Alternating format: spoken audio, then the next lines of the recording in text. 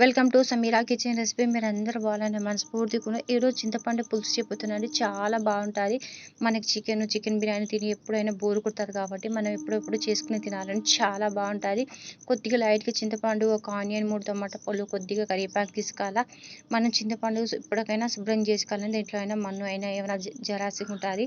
ఇప్పుడు చిన్న గిన్నె తీసుకుని కొద్దిగా చింతపండు వేసుకుని నేను మా చెట్టు దాన్ని బాగుంది. పచ్చి చింతపండు అని మా ఆయన తెంచుకొచ్చినాడు. చింతపండు చాలా పుల్లగా బలుంది.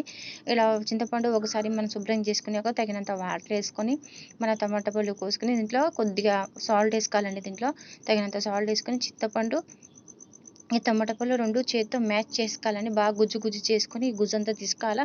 ఎంత కావాలంటే అంత తీసుకోవచ్చు మన పులుసు అనేది. ఇక్కడ అంటే నేను మళ్ళీ గిన్నెలో వడగొట్టుకుంటున్నాను. చేత్తో వడగొట్టుకోవచ్చండి. మీకు కాడ ఏమైనా జన్ని ఉంటే జన్నితో వడగొట్టుకోవచ్చు.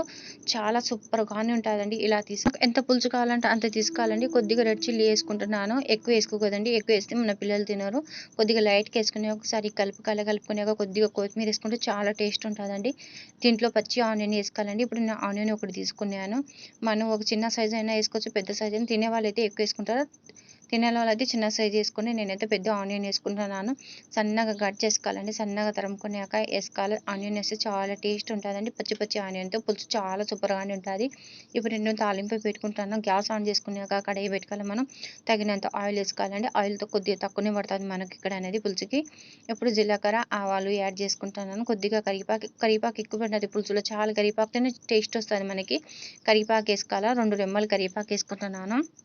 ఇవన్నీ వేసుకున్నాక మన పులుసు అనేది దీంట్లో వేసుకోవాలి. కడాయిలో ఇక్కడ ఏమైనా తీసుకుంటున్నాను. చాలా బాగుంటుందండి రైస్లో, యాదంట్లో అయినా. ఒకసారి ట్రై చేసి నాకు కామెంట్లో చెప్పండి. వీడియో నచ్చినది లైక్ చేయండి, షేర్ చేయండి, సబ్స్క్రైబ్ చేయండి.